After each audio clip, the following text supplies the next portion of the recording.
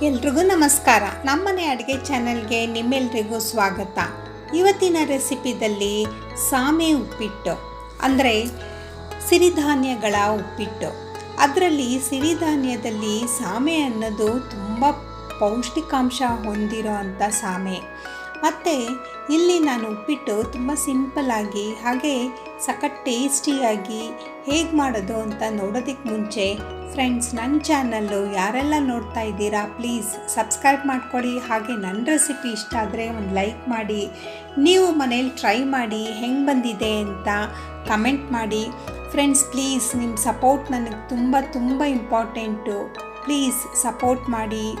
ಹಾಗೆ ಸಿರಿಧಾನ್ಯದಲ್ಲಿ ನೀವು ಏನೇ ಮಾಡಿದ್ರೂ ರುಚಿನೂ ಜಾಸ್ತಿ ಹೆಚ್ಚುತ್ತೆ ಮತ್ತು ಸೂಪರಾಗಿರುತ್ತೆ. ಹೇಗೆ ಮಾಡೋದು ಅಂತ ನೋಡೋಣ. ಮೊದಲಿಗೆ ಒಂದು ಕುಕ್ಕರ್ ಪ್ಯಾನ್ ತಗೊಳ್ಳಿ. ನಂತರ ಅದಕ್ಕೆ 3-4 ಟೇಬಲ್ ಸ್ಪೂನು ಎಣ್ಣೆ ಹಾಕಿ. ಎಣ್ಣೆ ಕಾದ ನಂತರ ಸಾಸಿವೆ, ಕಡಲೆಬೇಳೆ, ಉದ್ದಿನಬೇಳೆ ಹಾಗೆ ಸ್ವಲ್ಪ ಜೀರಿಗೆ ಎಲ್ಲನೂ ಹಾಕಿಬಿಟ್ಟು ಕಡಲೆಬೇಳೆ ಸ್ವಲ್ಪ ಕೆಂಪಗೆ ಆಗೋ ಥರ ಹುರ್ಕೊಳ್ಳಿ. ನಂತರ ಸ್ವಲ್ಪ ಕರಿಬೇವು, 1 ಇಂಚಷ್ಟು ಶುಂಠಿ ತುರಿದಿರೋದು ಹಾಕ್ಕೊಳ್ಳಿ. ನಂತರ 4-5 ಹಸಿಮೆಣಸಿನ್ಕಾಯಿ ಉದ್ದುದ್ದ ಕಟ್ ಮಾಡ್ಕೊಳ್ಳಿ. ಮತ್ತು ಇಲ್ಲಿ ನೀವು ಈರುಳ್ಳಿ ಚೆನ್ನಾಗಿ ಹಾಕಿ, ಸ್ವಲ್ಪ ಟೇಸ್ಟು ಚೆನ್ನಾಗಿ ಕೊಡುತ್ತೆ. 1 ಹಾಕೋ ಬದಲಾಗಿ 2 ಹಾಕಿ, ಅದನ್ನು ಸಹ ಸಣ್ಣದಾಗಿ ಉದ್ದಕ್ಕೆ ಕಟ್ ಮಾಡಿಕೊಂಡು ನಂತರ 1/4 ಟೇಬಲ್ ಸ್ಪೂನು ಅರಶಿನದ ಪುಡಿ ಹಾಕಿಬಿಟ್ಟು ಎಲ್ಲನೂ ಪದಾರ್ಥಗಳು ನೀಟಾಗಿ ಹೊಂದ್ಕೊಳ್ಳೋ ಥರ ಮಿಕ್ಸ್ ಮಾಡ್ಕೊಳ್ಳಿ.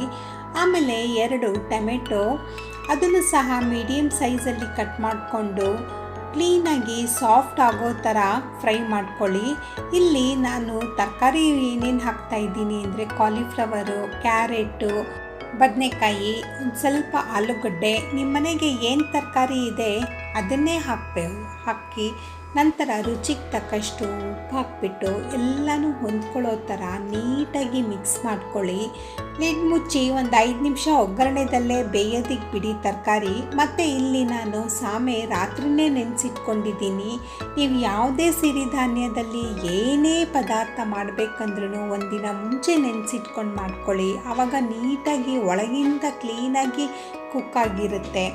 ಈ ಗ್ಯಾಪಲ್ಲಿ ನನ್ನ ಚಾನಲ್ ನೋಡ್ತಾ ಇದ್ದರೆ ಪ್ಲೀಸ್ ಸಬ್ಸ್ಕ್ರೈಬ್ ಮಾಡ್ಕೊಳ್ಳಿ. ಹಾಗೆ ನೋಡ್ತಾ ಲೈಕ್ ಮಾಡಿ. ನೆನೆಸಿಟ್ಕೊಂಡಿರೋ ಅಂಥ ಸಾಮೆ ಎಲ್ಲನೂ ಒಗ್ಗರಣೆಗೆ ಹಾಕ್ಬಿಟ್ಟು ಕನ್ಸಿಸ್ಟೆನ್ಸಿಗೆ ಎಷ್ಟು ನೀರು ಬೇಕೋ ಅಷ್ಟು ನೀರು ಹಾಕ್ಬಿಟ್ಟು 3 ವಿಸಿಲ್ ಕೊಟ್ಟರೆ ರೆಡಿಯಾಗಿದೆ ನೋಡಿ ಸಾಮೆ ಉಪ್ಪಿಟ್ಟು. ಇದು ತುಂಬ ದೇಹಕ್ಕೆ ಒಳ್ಳೆಯದು ಮತ್ತು ಹಾಗೆ ಫೈಬರ್ ಕಂಟೆಂಟು ಜಾಸ್ತಿ ಇದೆ. ಒಂದು ಸತಿ ನೀವು ನನ್ನ ರೆಸಿಪಿ ಟ್ರೈ ಮಾಡಿ ಹೆಂಗೆ ಬಂದಿದೆ ಅಂತ ಕಮೆಂಟ್ ಮಾಡಿ.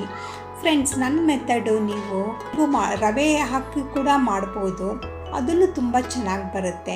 ನಂತರ ಮೇಲೆ ಸ್ವಲ್ಪ ಕೊತ್ತಂಬರಿ ಸೊಪ್ಪು, ಕಾಯಿ ತುರಿ, ಆಮೇಲೆ ಗ್ಯಾಸ್ ಆಫ್ ಮಾಡಿಬಿಟ್ಟು ಅರ್ಧ ಲಿಂಬೆಹಣ್ಣು ಹಿಂಡಿದ್ರೆ ರೆಡಿಯಾಗಿದೆ ನೋಡಿ ಸಾಮೆ ಉಪ್ಪಿಟ್ಟು.